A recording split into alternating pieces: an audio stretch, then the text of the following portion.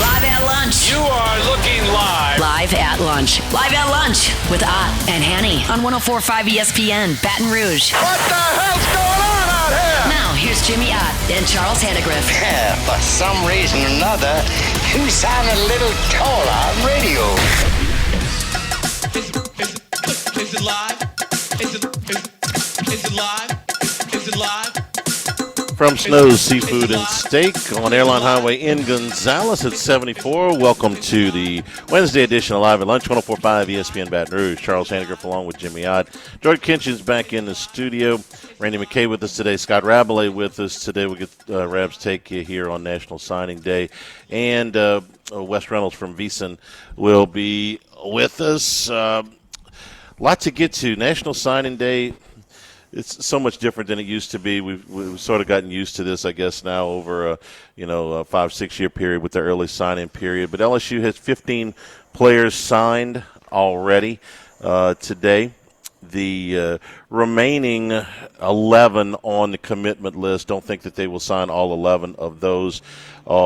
Include Derek Meadows, the wide receiver from Bishop Gorman in Las Vegas, who is expected to sign with Alabama today, and Mike Tyler, the tight end from Columbia, South Carolina, who's expected to sign with Columbia, are players that are currently still on LSU's commitment list that are expected to sign elsewhere.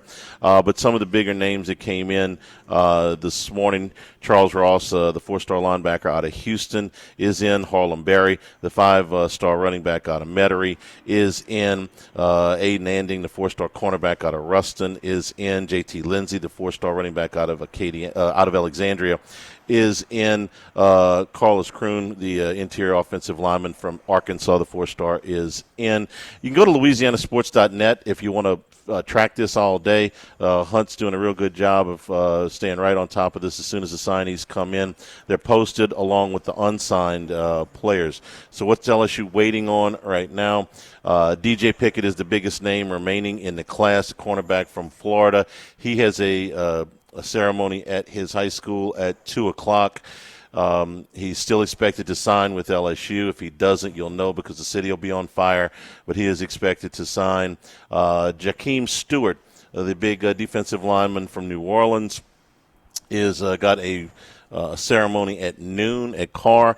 Most of the crystal ball expert guys, including Shea Dixon, believe that he is headed to USC. And then at 4 o'clock, 5-star offensive lineman Solomon Thomas, who's been committed to Florida State for over a year, but reportedly is not all that pleased that they have changed offensive staff. A lot of people think that he is coming to LSU. That is at 4 o'clock. So the three big or the three big ceremonies that you're waiting on if you're LSU, noon for Jakeem Stewart, lean USC right now. All of this could change. All of this could change. All of this could change. But 12 o'clock, Jakeem Stewart looks like he's headed to USC. 2 o'clock, DJ Pickett looks like he's headed to LSU. 4 o'clock, Solomon Thomas. Very good chance that LSU is going to flip him from Florida State. So that's where we are for National Signing Day right now. LSU's class, which after the defection of Cade Phillips, moved to number 8 in the country, probably end up being somewhere in that area at the end of the day today. So that's where we're at. How many do you think they're going to sign today? I think if Thomas ends up coming in, you will end up signing 24, I believe is the number. 24? 3. How many think you end up their playing careers at LSU? 16, 25. 6? Less than half. Less than half. And I think less than half. I think that's a that ain't no doubt less than half. And I think that's a static number across the board in college football. It used to be if you could get pre-transfer portal, if you could get 65, roughly 2/3 of your class to their senior year, and if, say, 2/3 of those guys became starters eventually, you'd had a pretty good class. If 40% of your contributors, 40% hits? Yeah, 40% hits. You were doing well, okay? That's become so much more difficult to hit because if a guy hits in his 4th or 5th year, becomes a 1-year starter, but before that didn't play a whole lot, it's almost always at another school. Mm-hmm. And now you benefit from some of those. Some of those guys come in. And it's not just LSU, obviously. No, I mean, but I'm just saying how the enthusiasm is. You were trying to give psychological advice to the fans, to try and treat signing date, football signing date like psychiatrists baseball. Make good money. I'm looking for a side hustle. Yeah. Okay, well then there's some radio shows that are therapeutic. Yeah. And Dr. Laura, I host one after the game for like the last 25 Dr. years. Laura, Dr. Hanny. So it's just. It ain't going to be a whole lot of them that stick around no matter where they're signing. I mean, you name it, all the big boys in the SEC. So here's my the positive outlook on this class.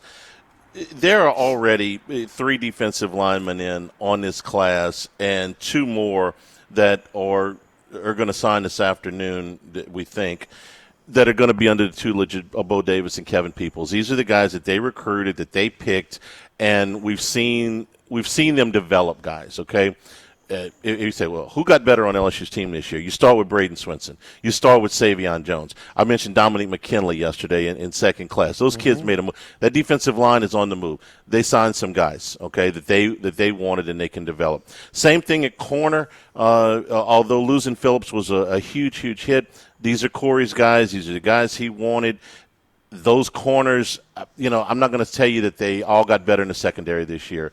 But Zy Alexander was a pretty solid player. Stamps was kind of hot and cold. I think Woodland's got a tremendous future. They were weak at safety. That's something that they got to talk about. But these are some guys that Corey recruited that he really wants, and Pickett can be a star. There seem to be enough offensive linemen in this class. They could pick up another one in Solomon Thomas, and that's a good thing. They need to really look at what they're teaching up front. This was not a good year for the offensive line. You got a couple of wide receivers in this class that could pop, and you got one really potentially special skill position player in Harlem Berry. All that's good. What concerns me about this class? Well, when Jared DiNardo was here, I'm going to use an analogy, and you'll remember this. DiNardo made such a big deal out of keeping the in-state talent in Louisiana, and he did a good job with a lot of that. But I can remember sitting down after a long day at the Bash, Jimmy, and we'd pour beer, and we'd sit there, and the rhetoric would be, we got everybody we wanted except, and then you'd name like 2 or 3 guys. Uh-huh. And for DiNardo, the problem was that those 2 or 3 guys were Ed Reed or Reggie Wayne, right, or Travis Minor, or Raynoch Thompson, guys that ended up being really, really big impact players. Yeah, Roland Seymour was another one that went to Florida State. Jarvis Rito was another one that went to Tennessee. Ward Manuel. Yeah, it's funny how things come back around. And it was those 1 or 2 guys per year that ended up being the difference makers. And so the fear is that if in 2 years you're ready to make a real run, then Kelly's got all of the guys. You'll say, well, they got everybody they want except Cade Phillips. What if Cade Phillips is an all conference defensive back? What if I got everybody you want except Bryce Underwood? And Underwood's the guy that is in the Heisman race at that point. So that's going to be a concern every year, that the one that got away from you, and one or 2 get away from you every year, that those guys go on to be stars somewhere else. Stewart is one of those guys. He's probably going out to Southern Cal. I think there's red flags all over the kid's case. We've talked about him, but it doesn't mean that he's not a tremendously high ceiling recruit. When they lost Joe McKnight out of New Orleans, and he went out to Southern Cal. And McKnight had a really, really good career out there. They would have loved to have had it. He wasn't Reggie Bush. They were touting him as the next Reggie Bush. Oh, he had a good career. But he had a really good career. He wasn't Reggie Bush, but Reggie Bush was one of the top 6 or 8 guys in the history of college football. Who is Reggie Bush? Right. Yeah. But McKnight was really good out there, and he had a nice pro career. God rest his soul. Those are the ones that you're like, man, a guy leaves you in state and goes out of state somewhere and becomes a star. Those are the ones that aggravate you. Don't you think that LSU, though, at those times, every one of the guys you name Joe McKnight went to USC. Seymour went to Florida State. Thompson went to Tennessee. Rito went to Michigan. Rito went to Tennessee. Rito went to Tennessee. I said Ward Manuel went to Michigan. Anthony Thomas Anthony went to Thompson. Michigan. Was it Anthony Thompson? Thomas, the running Thomas, back. yes. Yeah. Anthony Thompson was the running back for Indiana. Yes. Did he play for the Saints for a little bit? For a short period of time, yeah. Yeah. So he was the running back last time Indiana beat Ohio State. Oh, okay. Yeah. Okay. Yeah, so they were doing that on that game day. But anyway, those were perceived those were stronger programs. Yes, than LSU. absolutely. That's changed now. So like, well, man, we're JT Curtis, we're not gonna get guys out of there. Well, JT Curtis was kind of steering them to other places that were, more high profile. That's not the case. LSU has won a lot. Yes, there's. But for that aspect of the recruiting, we can get to the money now. Yeah. Now. But as far as that, Charlie, they've won a lot. Those things have changed a lot as far as LSU's branding, what they have to sell, the SEC being so far above and beyond everybody else as far as how attractive it is. This is the best route to go to the NFL, and. So that's the thing. To just paint the history on some of the examples that you're putting out. It becomes now a matter of where do you want to. I'm not even going to call it resources anymore. Just where do you want to spend your money? They've got a pool of money. They've got to decide where they want to spend it. Do they want to spend it on a certain high school guy? Do they want to take a pile of money and put it towards a quarterback, or do they want to take that money and chop it up and send it to different spots? Would they rather spend it? Here's the criticism of the last 24 hours. I've heard this a lot. It's like, well, last year they said that they didn't want to go heavy with their money in the portal, and they were going to save it for the high school kids. Well, you've lost 3 high school kids in the last week, and they were all high-profile kids. Well, what you say? Now you're saying, "Oh, well, our money's going to be diverted into the portal." Well, make up your mind, or maybe it changes from year to year. Well, but no, the portal is your reset. That's the way it should be. And I mean, okay, well, we had this money budgeted here for these kids. We lost these prospects. That gives us more in the portal. We're gonna be more aggressive. That kind of makes sense, huh? That's the way it should work. Huh? I can make the argument either now, way. but the other thing though is the portal is player ready. These guys are from Dominic McKinley. Yeah. How highly recruited was he? Very highly recruited. Okay. How late did it take for him to kind of have a little impact? Second half of the season. Yeah. Okay. Yeah. But and he's higher rated than most. I mean, he came along. Some of those guys don't pan out till their second or third year. Yeah. You a lot of times you don't. Most of the time, the majority of the time, I'll say, you're not getting anything out of a true freshman.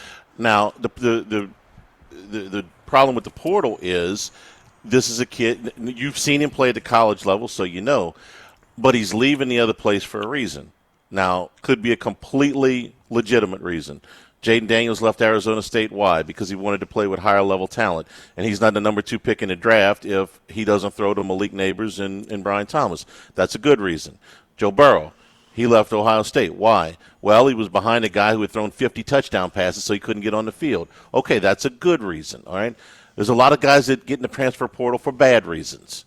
Oh, I'm not being used right. I'm not being coached right. No, a lot of times it's you. So you got to do your due diligence when you get into the portal. It can go either way. Just remember, those guys are leaving those other places for a reason, and you need to know what that reason is. And like Signetti's success was he went to small programs of guys that played. Mm-hmm. Okay, well, we've gone to some small programs where guys have played and they just couldn't hang in the SEC. Right. There have been a couple from the Ivy League, whether it's a skill position or an offensive lineman that had their troubles, right? Yes. And there's been some that can hang. I mean, Zy Alexander played at Southeastern. Was a really good player for LSU the last 2 years. Yeah, I mean you got to. There's the complete. It's become more sophisticated. You have blended in, sort of Major League Baseball because there is no cap. Okay, so even the Yankees have so much money. Even the Mets have so much money. Yeah. It allows you for more mistakes. It allows you to outbid for some.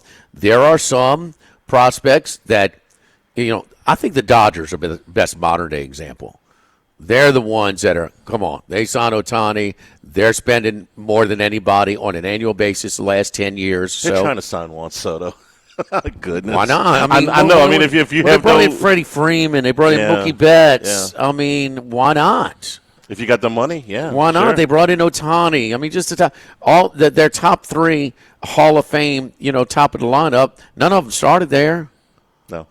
Okay, They so I didn't. mean, and they won this year. They're always in position, but you're not.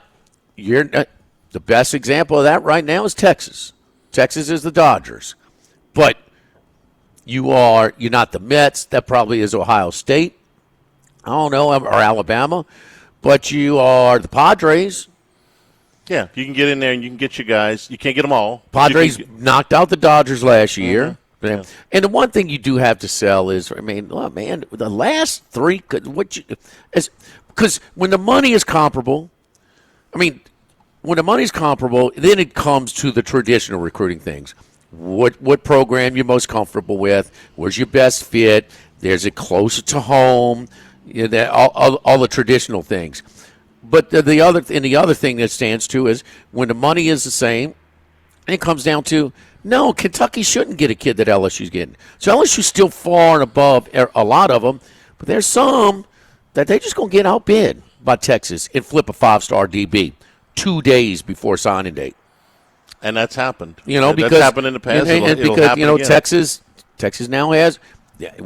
Was it happening when they didn't have the SEC to sell these prospects that they were going to be able to play in the SEC? Well, they got it now. Yeah, So- yesterday sucked. You had a 5-star leave you, or 4-star, 5-star, whatever. Leave you and go to Texas. Today you might get one from Florida State to come to you. So, But you can't stop the process. You No. can't stop working these relationships and doing the traditional things, because when the money you can become. Underwood. That was just if this was Michigan last year, they're not desperate. They're on their way to win the number one seed in the college football playoff. Yeah. They're not. Everything's fine at Michigan. So, but the timing hurt a lot there. There's some other figure, but we're not gonna. They were Mal Moore going to South Florida. I'm not coming back without you. What's it cost? yeah. So but LSU can't stop trying to do this, because quarterbacks go all over the country. So but as far as life or death, here we are. It's a piece, and I think it's a big piece, because this roster is not on the talent level where it should be the past couple of years. It's not. It's not. And so this is a part of it. So it's important, but it's not life or death, because there are a lot of other pieces, to this whole thing. We're live here at Snow City. We're on this patio today. It's nice Fabulous, over here. yeah. Got a big shells over here today, man. The banquet rooms over here at Snow's during the month of December are jam-packed. So it's every day, and they have the flexibility to convert to different sizes or expand to accommodate all sizes. So, yeah, this is too late to schedule your holiday party over here at Snow's this year. But during the holiday season, Todd and Candy here most of the month of December, and pretty much all the month of December, and making sure everything's going great. And it's it's got the wreaths out over here in the spirit of the holiday season. And it's a climate control patio. It was a little cool when we got here. Had on the heaters. Now it's warmed up. We turn them off. Steaks. I love coming over here. Kind of on a Sunday night, I love coming over here and getting a steak and a nice bottle of wine, bottles or glasses by the wine. They got great selection over here. You know what they do, Charlie? They keep their premium wines in a wine cooler. Yes, a red wine cooler at the perfect temperature. 64 degrees, something like 62 degrees, something like that. It makes a difference. So the little details to make sure everything is done. I love it over here. Seasonal cocktails over here, but steaks to hamburger steak to oysters or shrimp casino. they have a menu that is sure to please anybody's satisfaction. So come by and check us out. Snow's Seafood and Steak for over 50 years. Gonzales, Airline Highway at Highway 74. Live at Snow's, live at lunch, 104.5 ESPN Baton Rouge. Live at lunch with Ott and Hanny from Snow Seafood and Steak in Gonzales on 104.5 ESPN Baton Rouge. Remember, you can always get the show on demand, 1045ESPN.com, the new LouisianaSports.net, plus new Handycast up at YouTube right now. LSU basketball with an 85-75 win against Florida State last night. Tigers broke open a close game early in the second half. They went out to 8-0 run to open the second half. Jimmy, if there was one thing that struck me about most of this game, especially in the second half, is that LSU kept attacking. They kept going. Oh, that's how they play. Yeah, they kept going to the goal. They kept attacking. I thought Jordan Sears and Cam Carter especially, they shot the ball well in the second half too, of course. But I thought they kept attacking. They got to the free throw line a lot. And I thought that was one of the big themes of the game, is that they were really in attack mode. And I thought defensively, I thought Jai Bailey did a real nice job on Watkins, number one. He made him work for every shot that he got. The guy averages 17 points a game. He got close to his average, but he had to work to get it. He didn't make a three-pointer. He didn't live on the line last night. And I thought that Damian Collins really gave him a boost with his interior defensive effort. He had a handful of blocks and altered some other shots. Nice win for LSU last night. Yeah, it was – what impressed me was just the overall, just kind of sitting back with not a play on the game. It just kind of, I don't have, big aspirations for LSU's team this year. They're better. But the level of play was pretty good. Both teams are starting. I mean, look, man, it's with that shot clock now. I mean, you have to. And kids want to play for that. And LSU, how many did they play last night, Charlie? They played 10, but Jalen Reed left the game after 2 minutes. They're calling it a sprained knee. It's a big loss for LSU if he's out any amount of time. But so they played 10, but counting him. Givens played 4 minutes, but they want to play about 9. I mean, they're going to rotate. I mean, they've done this with this is his style of play. Mm-hmm. He wants to, even when they had less talent on their roster, that they pushed the envelope. I was like, man, do you have that strong of a roster where you play in this type of style? That's what he wants to play, and he's going to rotate, and he's going to keep, and they're going to play that style. And it's not really, it's pretty common in college basketball these days, and pace and space. And even with LSU's, some of their players, they will pull it when they're hot. They will pull it when they're not.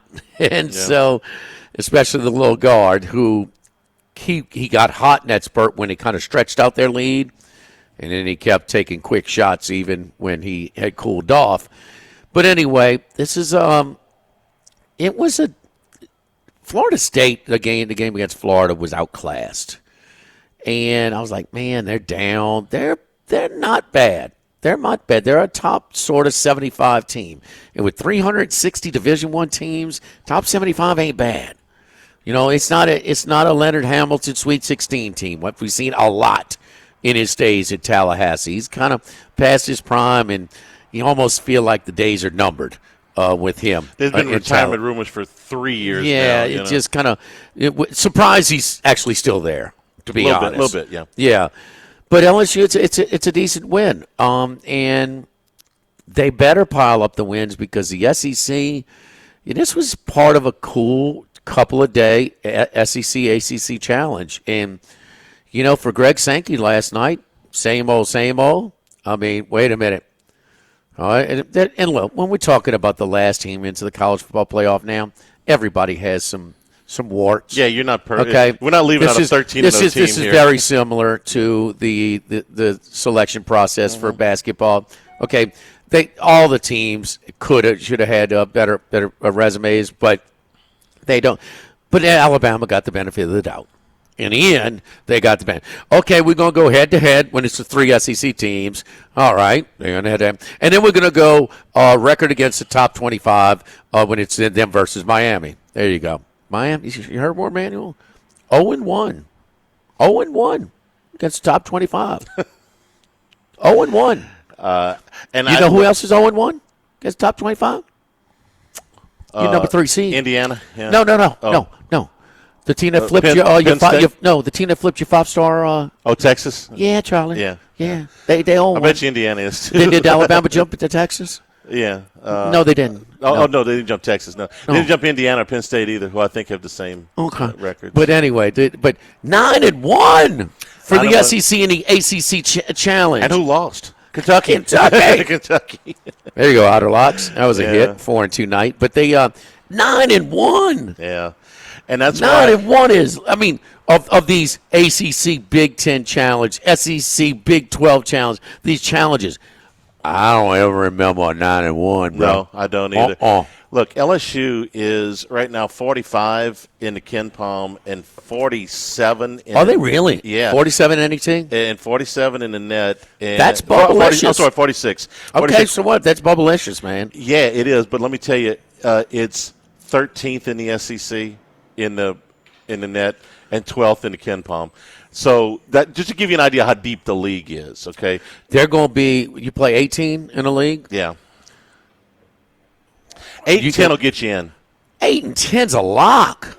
Well, 7. The next thing is 7 and 11. I don't think you get into 7 and 11. Here's where the strength of your conference is being established. Yeah. Right now, when you go 9-1 against a Power 4 league, this is where – I mean, no, you might have a 7 and 11. I'm not going to rule it out. I'm not going to rule it out. You put it. I think they'll get a 7 and 11 in. I can't tell you you're wrong. I mean, they're crushing it. It is loaded. The holiday tournaments in this challenge. Once conference play starts, you're done playing non-conference. Your strength of conference is set. You just beat each other up. Okay, I mean, the LSU went up, but I mean, but now is a time where you're establishing how deep, how many at-larges you're going to get from your conference right now. And they are slamming it. They got some good ones tonight. The big boys, North Carolina and Duke. That's what you start with when you start with that league, okay? But they got Alabama and Auburn coming to town. Yeah. It's almost a detriment that LSU plays the top 4 teams in the SEC all at home. You'd almost rather play those on the road and play some of the middle of the pack teams. Like Sunbelt Billy, got to win one, bro. Yeah, you do. He won his one. He won 2. The win is a quad 2 win, and this is why the bracketologists have said LSU needs to win these non-conference games that are Q1 and Q2. They got one Q1 left. It'll be at SMU. That's why, because once you get into the league, 8 and 10 is going to be really hard to get to, and it's going to be really good. So pile up some of these wins in the non-conference. They've done that. They've got 3 Q2 wins. They're not going 500 in the league this year. That's what I'm saying. 8 and 10. But they're better. Yeah. This team's better than last year, and they're going to have way more of, if they continue to take none of those bad losses, but they continue to pile up some of the games they're supposed to win. And Max is so happy. Max is so happy. He should be. He did. I mean, he's a loyal fan, and it's 2 things. It's not at the pace I like. Okay, I'm pleased with. All right, but it's moving in the right direction. Yeah. It's moving in the right direction, and so you're becoming better. You're far away from where you strive to be, okay? Because in the SEC, LSU's got a lot more history than a lot of those teams. LSU doesn't have the coach. They don't have Bruce Pearl. They don't have Nate Oates. Those they're just Chris Beard. I mean, he's not that. Is he getting better? Is he learning how to recruit at a Power 4 level? Seems like it. He's getting better. Getting there. Is he getting better at the limited resources? At least turning your nose up or embracing them? He's getting there. So, I mean, OJT on the job training. So, I mean, when you get a lifetime contract when you come in, I mean, you can take your time. So, anyway, but the level of the entertainment value is better too. That was Yes, fun to watch. It was. It was very. That was fun to watch. Good basketball game. Yeah. Don't forget our friends over at United Community Bank, the local way to bank big with locations from Baton Rouge to Golden Meadow. We've been serving the people of South Louisiana for over 50 years, including their newest branch at Burbank and Bluebonnet. Our great team of bankers at United Community Bank, Heath Meir, Nicole Glover, Hunter Creed, David Campbell, David Henry, and Prentice Wilkes. United Community Bank, member FDIC, equal housing lender. Live at Snows, live at lunch, 104.5 ESPN Baton Rouge.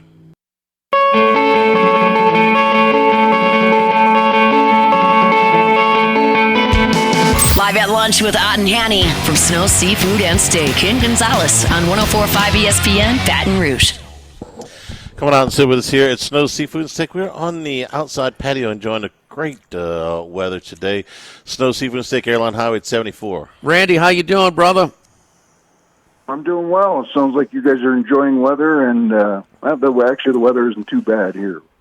Randy, so Charlie gets on, and our buddy Hold the Mayo, he's a social media influencer. He's a red beans and rice connoisseur, and he's just a New Orleanian, and he's a comedian basically, and very entertaining. But when he handicaps, he gets mad and he gets reactionary, and he has a little list, and he puts him on his list. Never betting his team again. Okay. His Terminex Post-it notes. Randy, when you were leaving the Denver Stadium, what do they call it these days, huh, where the Broncos play? Empower Field? That's correct, in Power Field. Okay, all right. I'm glad you and Charlie know that crap. All right, so when you're leaving Empower Field, did you have a list and said, because as a professional bet, Charlie's never going to bet the Titans again. We'll go bet the Titans. All right. It didn't work out for us too good this Sunday, but anyway. Or the last 10 Sundays. Are you ever going to bet an over involving Jameis Winston again? It depends on the number of scores. And, that's my man. That's my guy. That's my guy. If they put the number high enough, whatever. But Randy, it had to cross you. I'm thinking this guy is going to make it happen either way.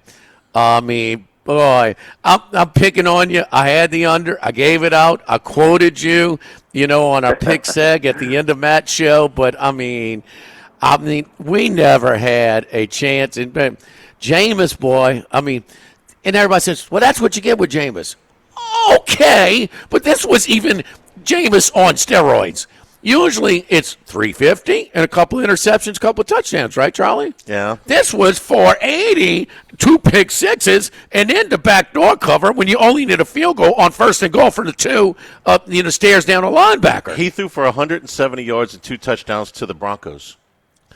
Guess what? He doesn't play for the Broncos. His completed passes to both teams were more ever in the history of the game. So don't tell me, though, this is just Jameis, because, no, Jameis has ever even done this. Actually, nobody in the history of the game has ever done this.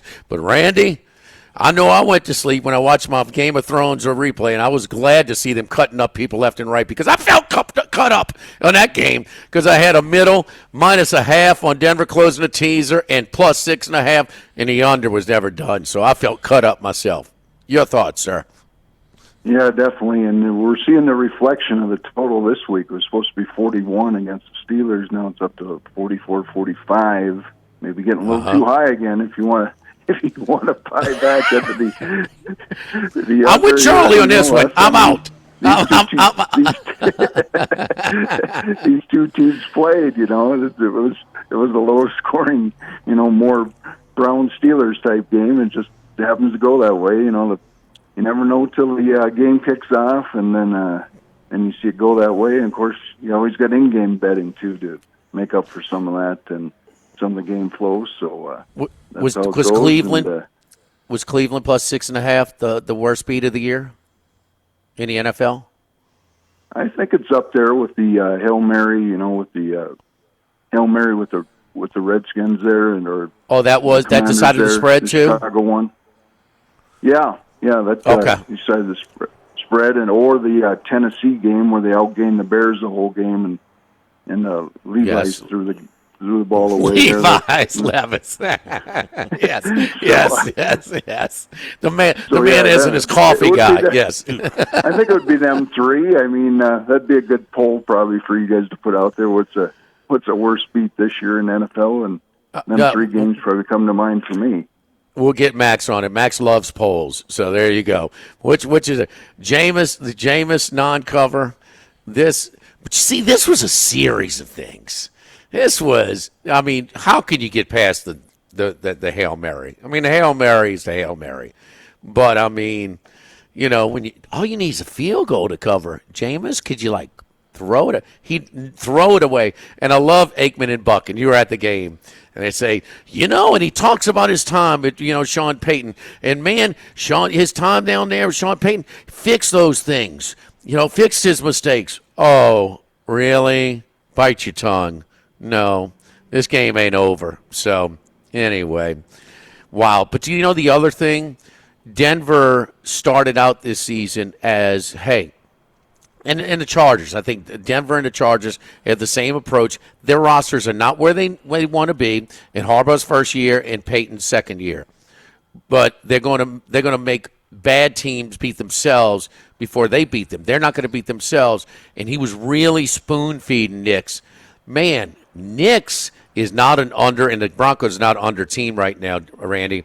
He is letting him throw a lot, but also they are like on hyper speed.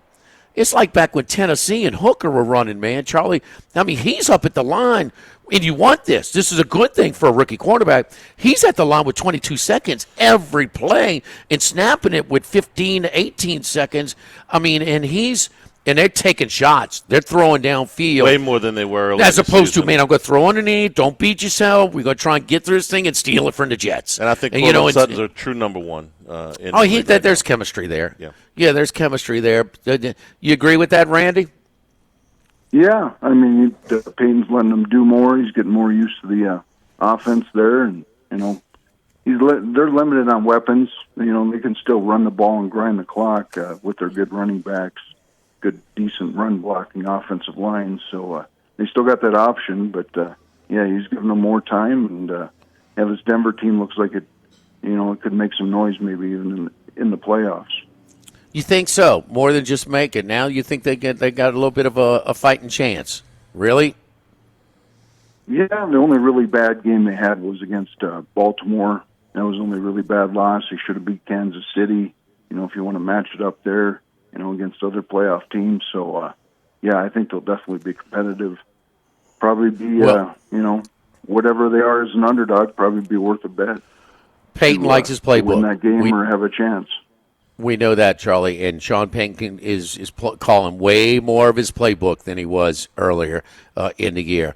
All right, big dog, Charlie and I in a group, man, we're going down to Beau Rivage this weekend, so we are all going to be asking, listen, who's McKay got? Who's Randy got? So let's go. Give us your top three in the NFL this week.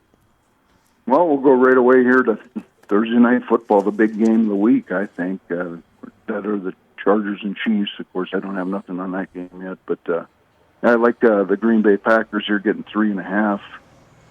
Pretty equally rested, both teams, Thursday and Friday game. Crazy game there for the Lions. The end of Eberflus, unfortunately. I was hoping Chicago would keep him as a head coach forever, but that's not going to happen.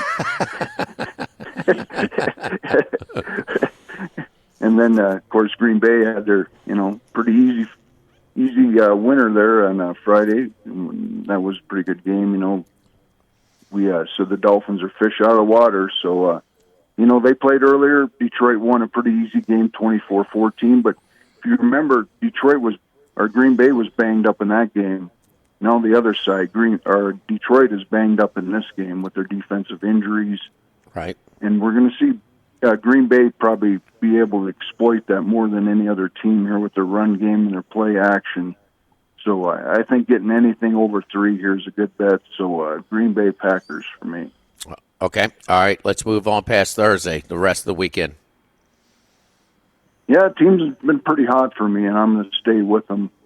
Getting here a big number here. We got there last week against the Buccaneers. Carolina Panthers, they're getting 13. we saw a lot of improvement with this team with Canales and Bryce Young, and getting receivers back. Thielen makes a big difference in that offense. And that rookie Leggett is a decent wide receiver. So, Chuba Hubbard had the bad fumble, but he's been a very good running back. He's been good for him. I know. Yeah, minus the fumble. Yeah. Yeah. A little worried about this Philly team, but coming off that physical game against Baltimore, could see a slow starting performance from them.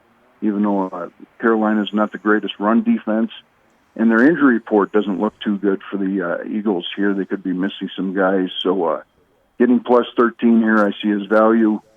And he's hanging in there, and I think Carolina gets a cover in this one.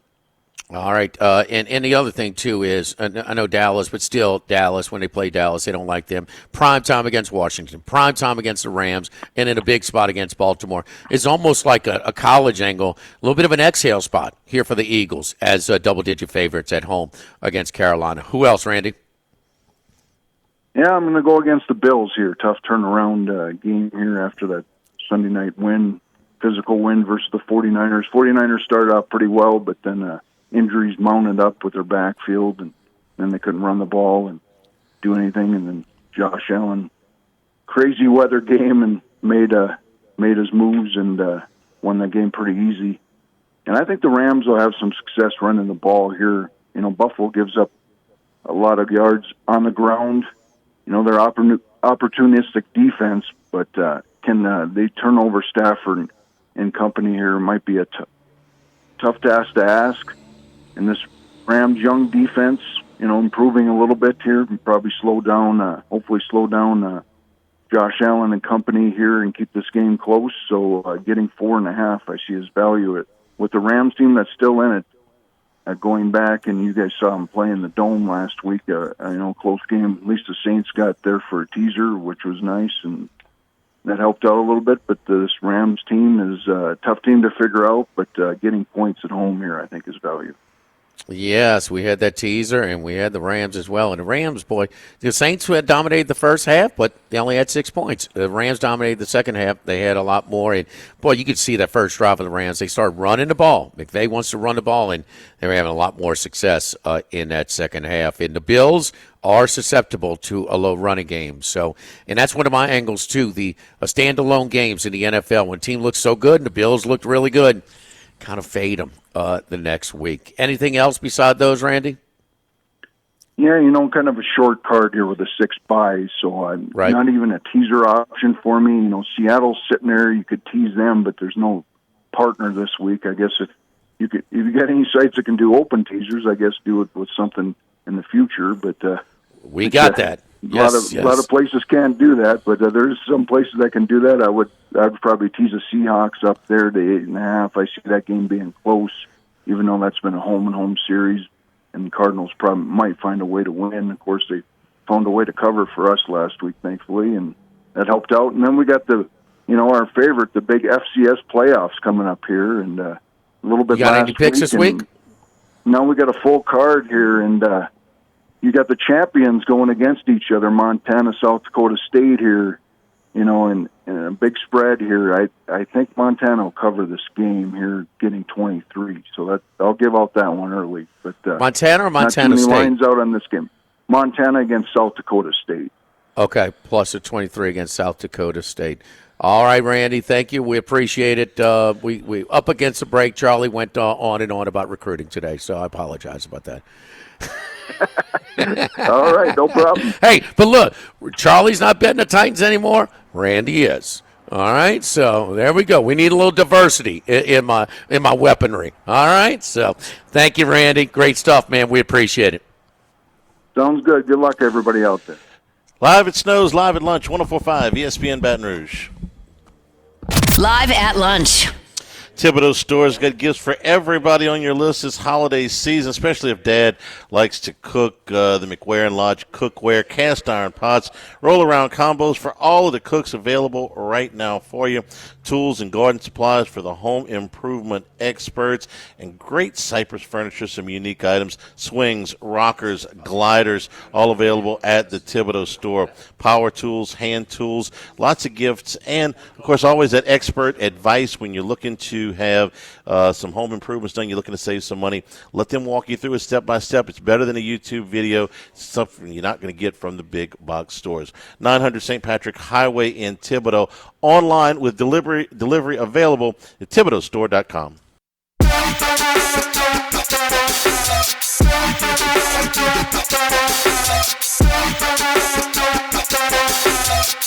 Live at lunch with Ott and Hanny from Snow Seafood and Steak in Gonzales on 104.5 ESPN Baton Rouge. National Signing Day news coming in a flurry. Oregon just flipped one of the top players in the country, 5-star corner. Ohio State had the top 2 corners in the country committed, according to some lists, at least according to the ESPN list. DJ Pickett was, I think, number 3 there, but he's number 1 in others, so it depends on what rating service you look at. And then out of Georgia, Trevor Etienne, who has already transferred once in his college career in the SEC, is heading out again. He's put his name in the transfer portal. Hasn't played for Georgia since the loss to Ole Miss back at the beginning of November, and is running some off-the-field problems as well. So Etienne, who had just under 500 yards and 7 touchdowns for Georgia, won't be playing in the game this weekend, obviously, but hasn't played for Georgia for about a month. So just a little bit more news. At the top of the hour, Jakeem Stewart down at Carr. They've got a ceremony planned, and we'll let you know what happens there. Again, Southern Cal looks like the leader there. And at 2 o'clock, Brian Kelly will have a press conference. We'll air that in its entirety during the Hunt Show at 104.5 ESPN, so you can listen to that starting at 2 o'clock. Take our break. Scott Rabelais from The Advocate joins us when we return here at Snow Seafood and Steak, Airline Highway at 74 in Gonzales. Live at lunch, 104.5 ESPN Baton Rouge.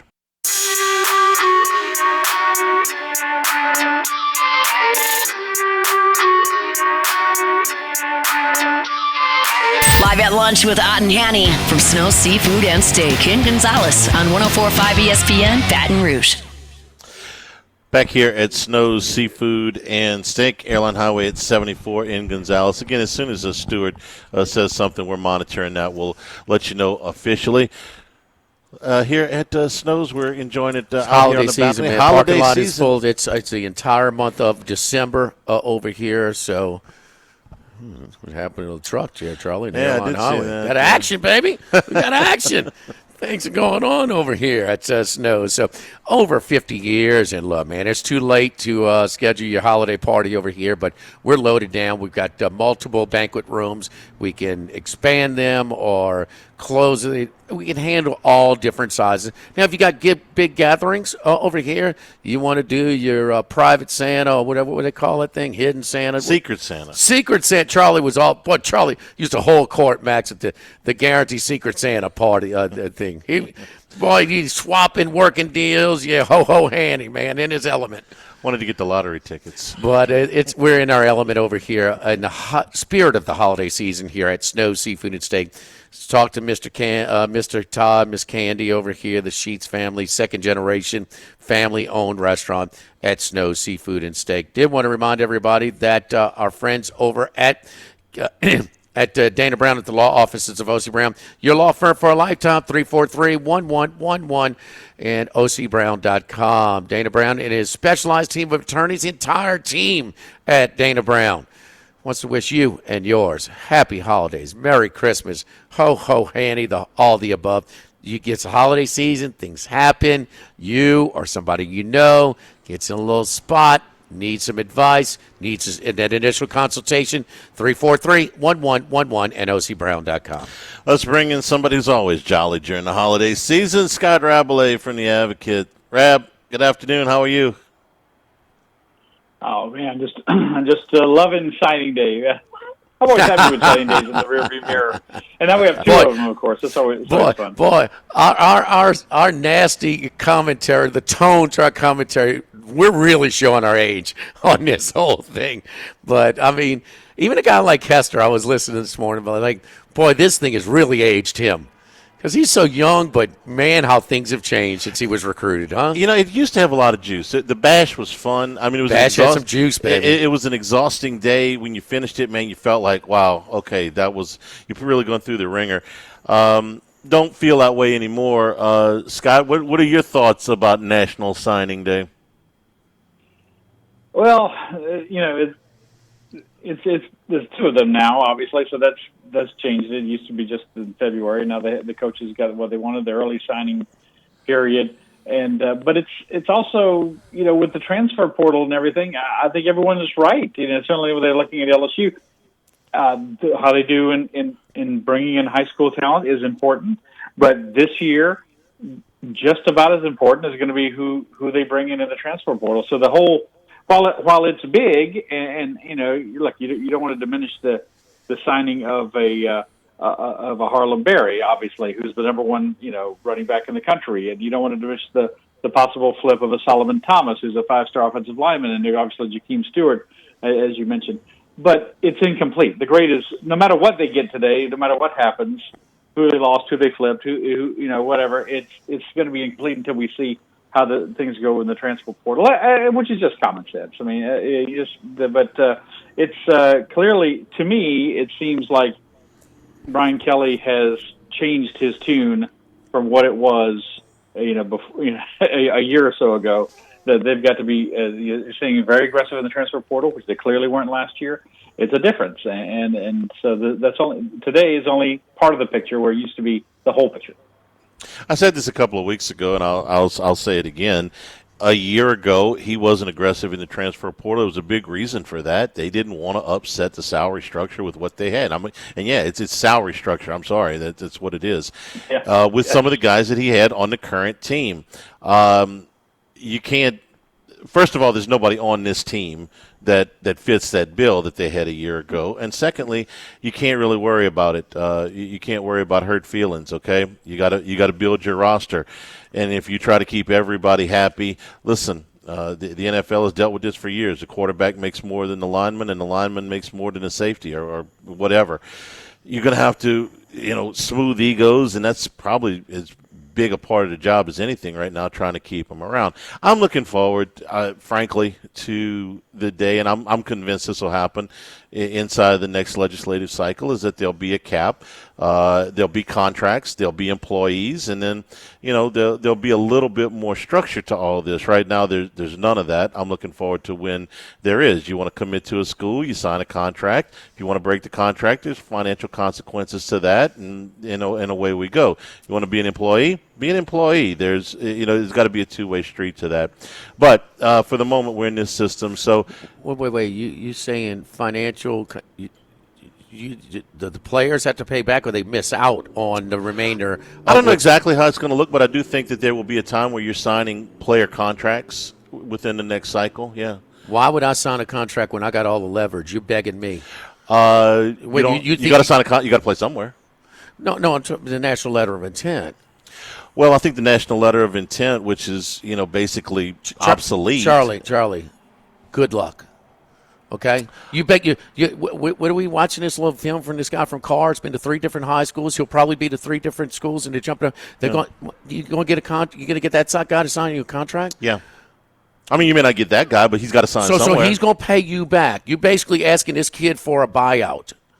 So I'm not saying that there's going to be buyouts. You know what's coming to then, Charlie? Put it on your Christmas list. Shorter contracts for the coaches with not guaranteed contracts. That's coming too. I think that there will be contracts, that there will be employment contracts before the end of the next legislative cycle. I believe that, but I could be wrong.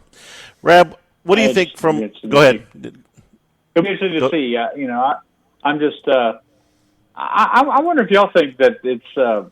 Does the in-state, the hometown discount, as they say, does that still play in anymore? Does it play in with I would think it did with a Brett Bordelon. Does it play in with an Aiden Anding? Does it play in with a Harlem Berry? That LSU, we certainly the common wisdom is that LSU does not have the NIL bucks, the collective bucks that some other schools have. But they also don't have to fight with anyone in state, really. I mean, Tulane's been good lately, but it's still not the same thing. No. Does LSU have an advantage that maybe that Texas or Texas A&M. When or the other Florida, things are close, or Georgia when the other Tech. things are close, when the money is close, when the program is close, when the other things are close. Yes, it does. Yeah, I think I agree with Jimmy. I think that you still get a little bit of that. But I'll tell you this, whatever it is now, it's less than it was before the transfer portal. Well, that's the theme of the day. Yeah. Signing today is important. It's just not as important. Yeah. Yeah. Rab, from a talent standpoint, how do you feel about what they're adding, and to a lesser extent, what has left in the transfer portal so far? Well, obviously they don't have the big name quarterback at this moment. That's probably going to have to come from the transfer portal. So that you always want to add a quarterback. But I like where they're filling in at the different spots of need along the lines. They got to continue to do well on both lines, and guys like Tyler Miller, is one. I mentioned Brett Portalon, Dylan. I'm going to sing his name right, Dylan Battle. Damian Shanklin. Damian Shanklin is an interesting one. This is another guy that Michigan tried to flip. He's from far away too. He's from Indianapolis, and they held on to him. Edge rusher, 4-star player. Karius Kern. Y'all know how to pronounce his name? I'm sorry. I just have to spell him. I don't have to pronounce him. That's what I've been saying, but I could be getting it wrong too. Yeah. So Walter Mathis, Brandon Brown. I think they're filling in those spots very well. Needed a big time running back or two. Obviously, they're getting that. Obviously, they're going to have to go in the portal and get some guys at receiver. I think we're all kind of mystified by C.J. Daniels' departure. So that's going to add a little pressure there. But I think where they were going into signing day, I think they're on the right track so far, and we're going to be very clear by the end of today what they still have to go get in the transfer portal. I think it's still a top 10 class. It's still a class that's very good. I know everyone's going to focus on Underwood's departure and the cornerback who's flipping back to Texas Phillips, but those things will happen if they can get the Solomon Thomas flip at the 2 p.m., which is right when Brian Kelly's supposed to speak to us over at the football complex this afternoon. That's going to be very interesting timing. We're going to see, that'll maybe allow LSU to finish with them kind of positive, because everyone's dealing with this. All the schools are dealing with this. So it's good with a chance to be great, Charlie, right? Number two, well played, He listens to the show. Well played. The wide receiver, I did a column for LouisianaSports.net about what he should be shopping for in the transfer portal, and this was my list, and I did this prior to C.J. Daniels, was if Garrett, you got to go get a quarterback. If Garrett Nussmeier decides to go pro, then quarterback's number one on your list. But if Garrett Nussmeier decides to come back, I think the number one need on this team is to go get some veteran offensive linemen. Guys that have started somewhere in a power conference. They don't have to be all conference players or superstars, but you're starting with a very, very low base of experience on that offensive line next year, and I think that would be right at the top. But probably would need to move wide receiver up to the up higher. That Daniels is gone, and there's some that think that Chris Hilton may eventually end up in the transfer portal. I don't know if that's going to happen or not, but the wide receiver's got to move up. Yeah, I mean, it's possible.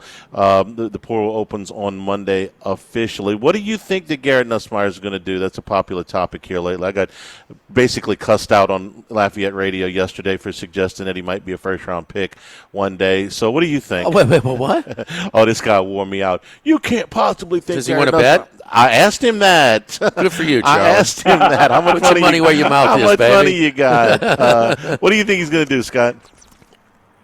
I think he's going to come back. I think he's going to come back. I think he's played a little better the last couple of games, but overall, I think this year has shown with mechanics and with maybe a little decision making and stuff like that that he's got some things to work on, and you can point to the upside, not with his staff, of course, with Joe Burrow coming back, with his second year, and obviously with his staff, with Jaden Daniels coming back for a second year. Who Jaden, let's remember, he didn't think he was going to stay for 2 years, but it would look how it turned out for him. I'm not saying Garrett comes back, he's a Heisman Trophy winner. I mean, who knows, right? No one thought knew Jaden was going to be that, or Joe Burrow was even longer odds to be that. But I think he can have an improvement. Yes, be a first-round draft pick next year. I don't think he is this year. Although it's the only cause I say with all that is it's obviously not a great year for quarterbacks. I did a column. I'm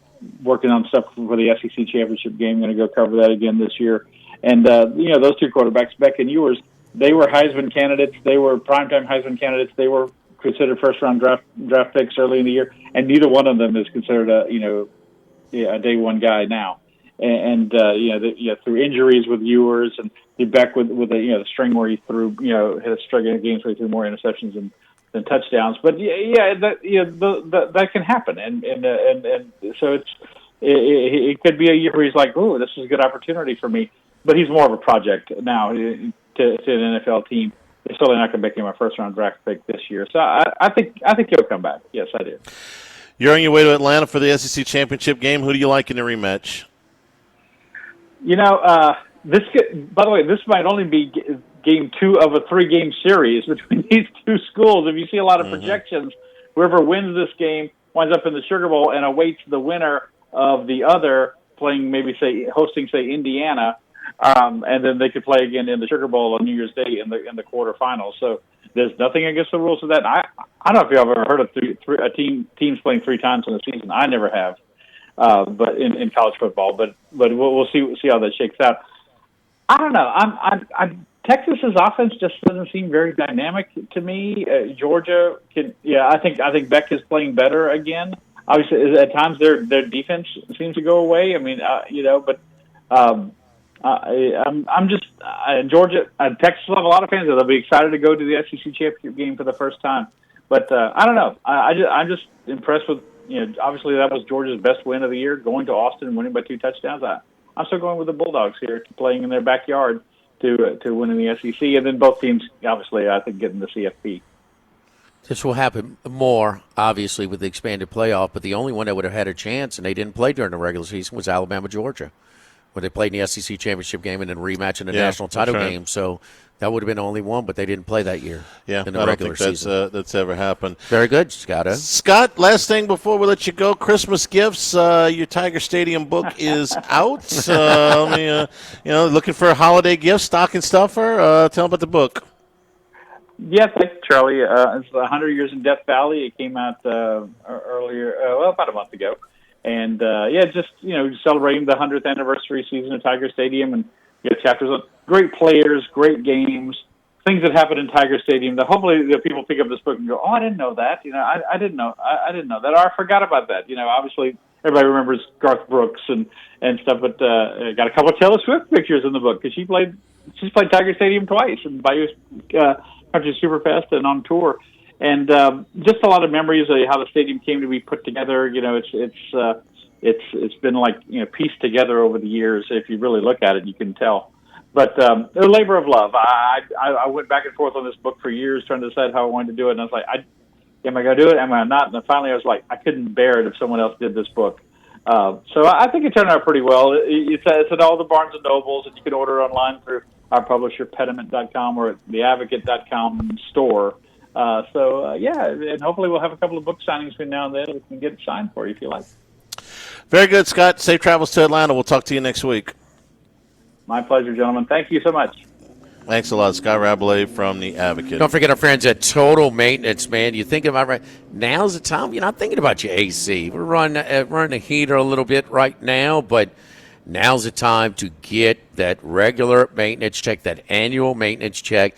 Clean it. Make sure everything is because this will get it out the way now. You don't want to wait till everybody starts calling and then we're backed up and, because of regular calls when it gets a lot hotter. But now is the time to pick up the phone and call 480-1000, 480-1000. Get that one-time heating or AC check. Normally $179. It's just $79. But then it gets you on the regular maintenance. We'll get you in the on the calendar, and we'll remind you when it's come down. You got so much things to worry about, keep track of. ain't worried about your heating and AC till it breaks down, huh? Well, this is going to keep your monthly bills down. It's going to extend the lifetime of your warranty. Nobody likes paying higher bills. Nobody likes replacing a unit, but it's going to help in all that. It's like changing the oil in your car. Got to do it. Call Total Maintenance right now. Normally $179, just $79, and we'll get you on that membership program to cover all of the services and discounts and extended warranties, and we'll know when it's time to have that.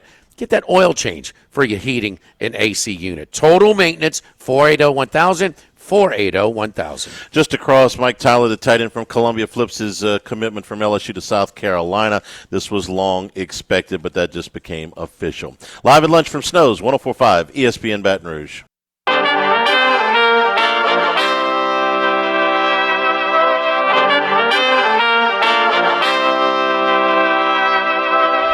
From east, north to south, but we're heading west. It's Wes Reynolds from VSiN.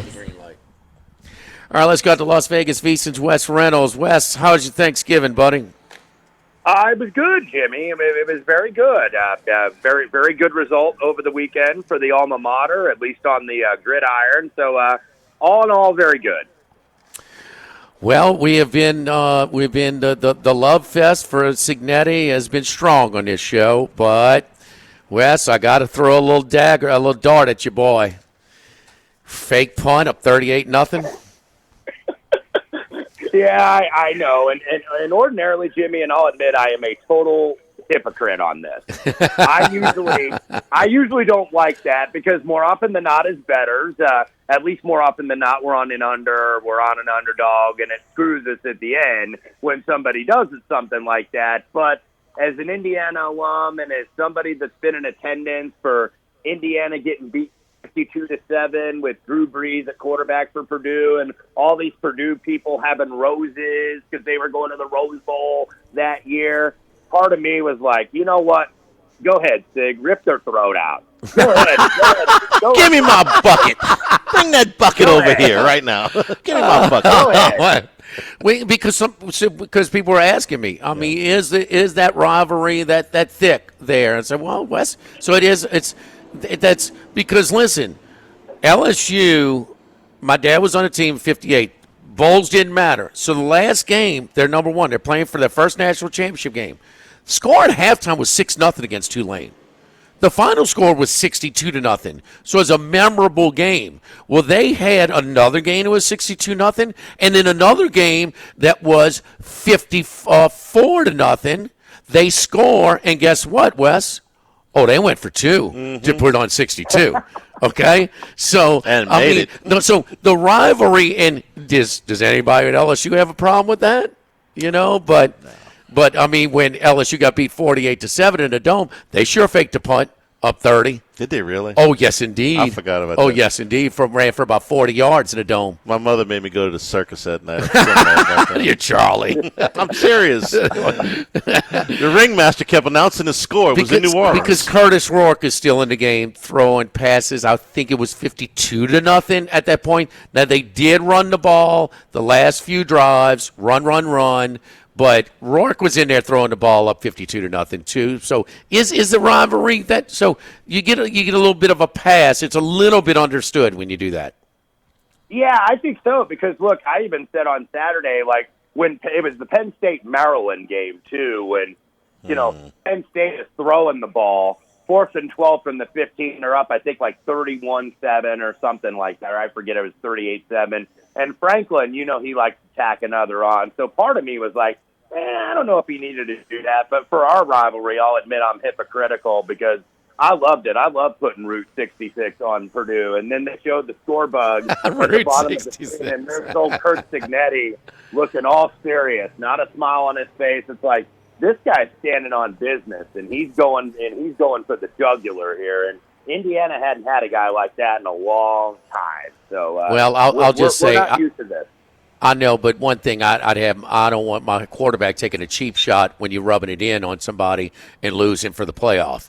And that's, you got to be smart about that because when you're rubbing it in, expect a little, when you're planting the flag, expect a little pushback. So that's the only thing on there.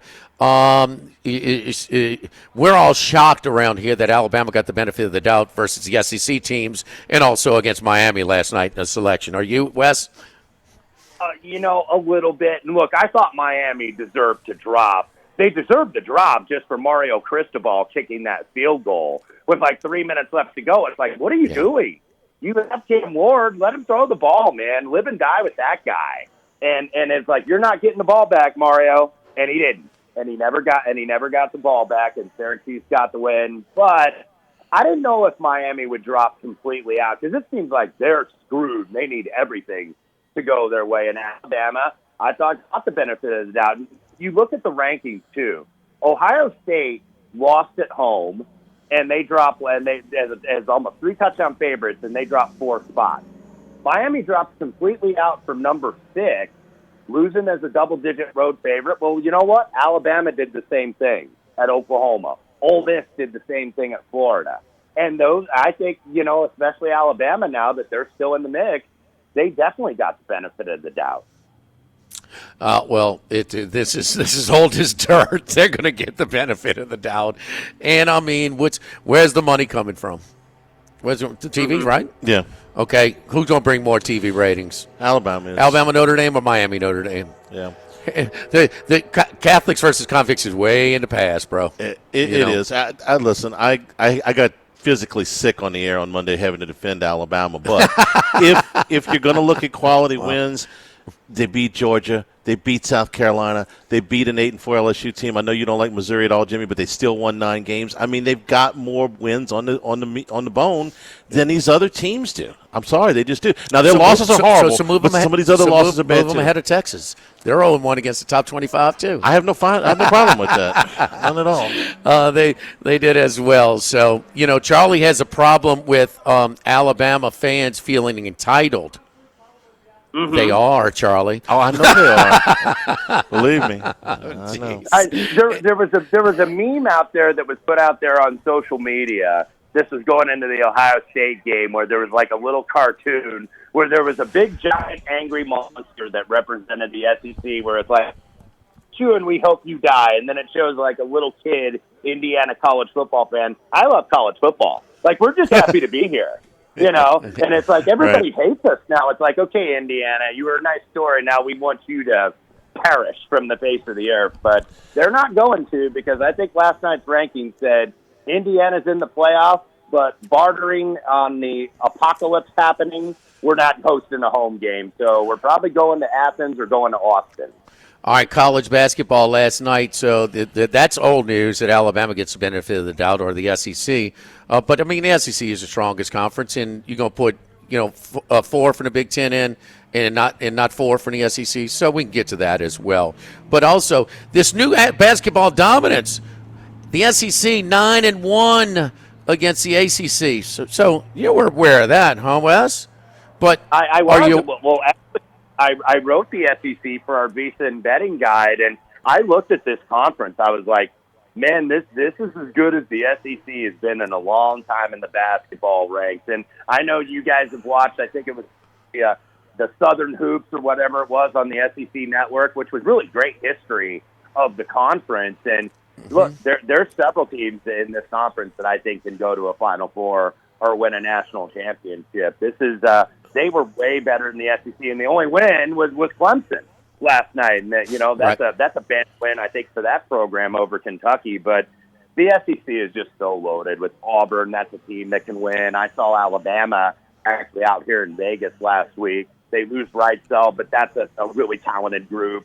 I think Florida has certainly improved. I think Kentucky is better than a lot of people thought that they were going to be. We'll see if Cal can get Arkansas going. They've been a little bit uneven early in the season. Texas is still pretty good defensively. So I think that this is going to be a banner year for the SEC. I said they were going to get 10 teams, and I think that maybe I might be low. You're low. Because give Max credit on this one, because now is the time where you're creating your conference, your strength of conference RPI. Not once you get into SEC play. Not only 9-1 last night, but now for the season, Max brought to mind 21-2 against the ACC. 21-2 against the ACC. Let's get to the picks. SEC getting their butt kicked, though. I don't mind that at all. maybe Alabama and Auburn can take care of Duke and Carolina on the road as well tonight. We'll see about that. It might level off just a little bit, but the dominance, it is something there. Coach Cal going to have a hard time going 500 in his first year in Fayetteville. What's your picks in conference championship in college football this weekend, Wes? Yeah, a couple that I already did play. I put the over in the Conference USA Championship game with Western Kentucky and Jacksonville State. We know it was weather. They're in Bowling Green last week, and Western Kentucky had to win and get in. They got the field goal from Carnero, 50-yarder in the final seconds, and got in. I think that this is going to be a higher-scoring game, assuming that the weather is not much of a factor. We know Rich Rod, look, they run that offense and that spread, quarterback runs, and they can get big explosives in the running game. And then Western Kentucky kind of air raid us. So 57.5, I know looks high when it was such a low-scoring game last week, but did bet the over there. But one thing to be aware of Rich Rod, I wonder if these rumors to West Virginia, if there's any reality to them. I think Jimbo is kind of the guy everybody points to for that job, but I don't know about that. So I played the over in that game.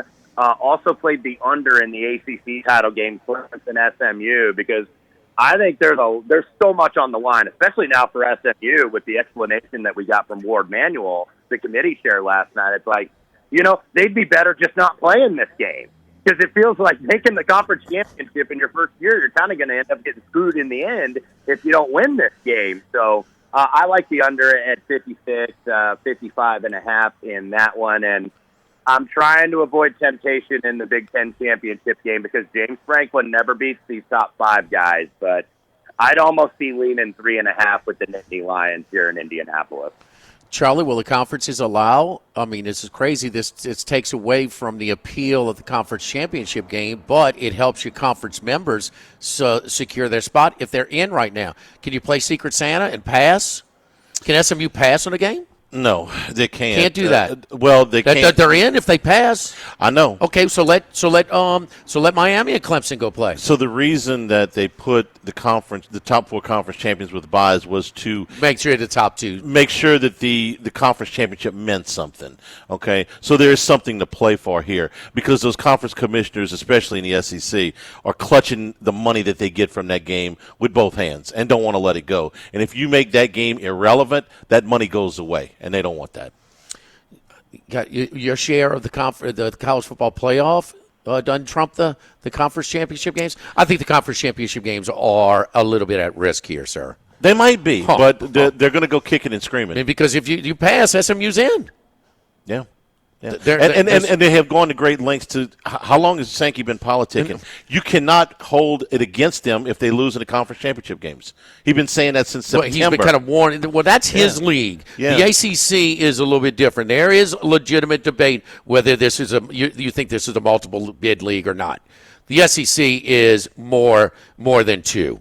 Yeah. So, I mean, I'm sorry. SMU – and listen, the better thing too, Wes. Look, best teams, Miami – Clemson, SMU, and Notre Dame plays in 6 games in League 2. None of them play 1 game against each other. I mean, that's a problem. Yeah. That's a problem. Wes, who you got? I'm sorry, go ahead. It's the imbalanced schedules. And, it's not like Indiana didn't want to play Oregon or didn't want to play Penn State. It's just that's the way it works out, though. But I'll be interested if SMU gets the short end of the stick, man. Get old Sherwood Blunt on the phone. I know you know who he is. That whole-time booster. Sherwood Blunt is not going to be happy if the Mustangs get left out. Well, guess what? All the talk is now, and that's what it is. If SMU loses, SMU or Bama. Did you pay attention last night? SMU ain't getting ahead of Alabama. They ain't going to be more. SEC's not going to have less teams in the Big Ten. They're going to whatever tiebreaker they got to come up with, whatever they want to go for their record. Just go with the record for the top 25. Alabama will have a better record. So they did it last week. They'll do it on Sunday morning as well. What are they right now to make it to the playoff? It started out even money. It ain't even money anymore. Minus. It was minus $2 yesterday. Yeah. Before they revealed. You bring up an interesting point, though, for the ACC, not for the SEC, but for the ACC. What's more valuable, a a playoff share or a conference championship game?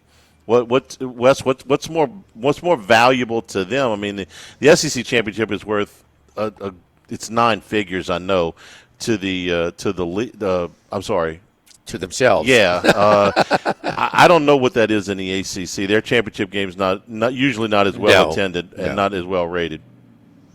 No, and look, we're dealing with that with the Big Ten game. I think Ross Dellinger of Yahoo Sports put out the fact that, hey, you can get in this Big Ten title game in Indy for like $12, and that's not because Indy's a bad host. They've sold out that game numerous times because you got Oregon and you got Penn State, who are far away, who have bigger aspirations than winning the conference title. And you got to think, these teams are going to have to win a national championship, those that are in conference title games, 4 times.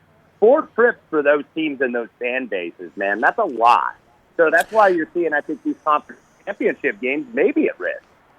At DraftKings in the Queen Casino here in town, our local sports book, again, Alabama's minus 370 right now to make the playoff. And at FanDuel, they're minus $4. So, SMU. Sherwood, get a win on Saturday. NFL, who you got, Wes, this week? I got a couple. We're going to play against one of the hottest teams in the league, the Buffalo Bills, and we're going with the Rams plus 4.5 late Sunday afternoon. Bills off the win over Kansas City, and then the bye week, and then they win the Snow Bowl against San Francisco, a really depleted 49ers team. So Bills getting a little pricey here. This is a big one for the Rams, too, because you may only get one team in that division with them all kind of condensed together. I think that they're going to need this one badly. So Rams plus 4.5 over the Bills. Wes, good luck to you, brother. Always tell Signetti to clean up that act, okay? Let's keep it to the old Loken bucket crew. So that's it. I'm not going to tell our national coach of the year anything. Keep it going, Coach Six. Thank you, Wes. We'll talk to you next week. Thank you, fellas. All right, don't forget our friends over at Electric Man, electricmanbatonrouge.com. Charlie, electrical work is not do it yourself, do it yourself at home, figure it out type of work. No, indeed. At Electric Man, call our professionals, man, whether it's installations, lighting, electrical safety. Electrical safety is a big deal, man. Safety will always be our top priority at electricmanbatonrouge.com. Whether it's temper-resistant receptacles, ground fault circuit interrupter outlets, arc fault circuit interrupter outlets, or even USB outlets, we've got you covered. Free estimates, guaranteed schedule appointments, friendly technicians, quality service. ElectricManBatonRouge.com. Live at Snows, live at lunch, 104.5 ESPN Baton Rouge.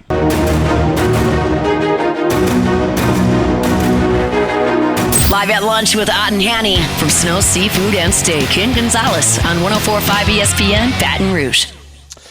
The signing ceremony at Carr has been pushed back an hour to 1 o'clock. Next one of these things that starts on time will be the first. So Hunt will have that for you next hour. Plus Brian Kelly's press conference at 2 o'clock, which is also right about the time DJ Pickett is supposed to be signing. Coming up later on, we'll have the press conference in its entirety here, 104.5 ESPN Baton Rouge.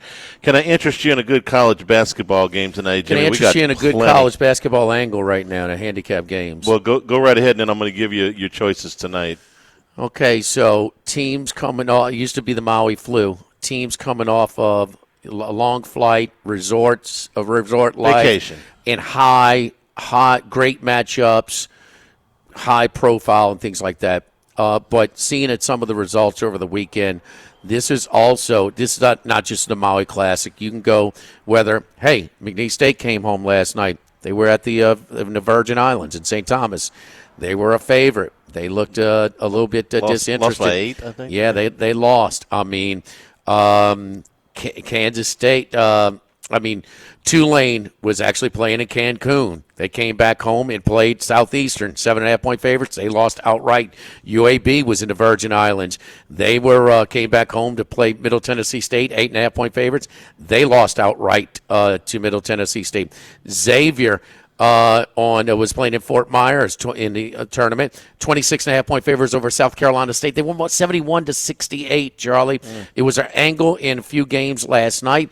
The last for Tuesday night through Saturday night, It is 6-3 and 13-2 is what? 19-5. 21-5 against the spread, with about 8 straight up wins. It's first game off a tournament, so highly competitive games. You're a significant favorite, 8 points or more, against a group of 5 hungry dog type of team. You got any more of these cookies left? I'm doing for it. Otter Locks tonight. I will have them for Otter Locks teasing later. for Otter Locks later. Yes, I will later. All right, here's your slate tonight. You can get number 15 Baylor at number 25 UConn. Yes, number 25 UConn. If you haven't been paying attention to college basketball, they went 0 for Maui. They're 5-3. Oh, and Hurley says, I'm not scheduling these anymore. What a jacket. Boy, man. What an a-hole, man. His approval rating outside of stores goes down by the day. Huh? Oh, it's unreal. Number 10, Alabama, is at number 20, North Carolina tonight. That's a 6:15 start. Bama's a 1.5-point dog. They're coming off a Vegas trip. Okay. Marquette, ranked 5th in the country, is going to Ames. That's the Big 12 Big East Challenge. Iowa State is ranked 6th, so you got number 5 versus number 6. Marquette, you're catching 5.5 with them. Kansas is going to Creighton. You think they hyped up in Omaha for that one? They will pack that arena. Creighton's struggling. They are struggling, but you know that they will put a big crowd in there for that game. No, what do you mean? They sell out every game. Right. I don't care if they play, but South Carolina upstate to freaking North Carolina. We've seen them come up with some big efforts when the Big East, the Villanovas have come in there.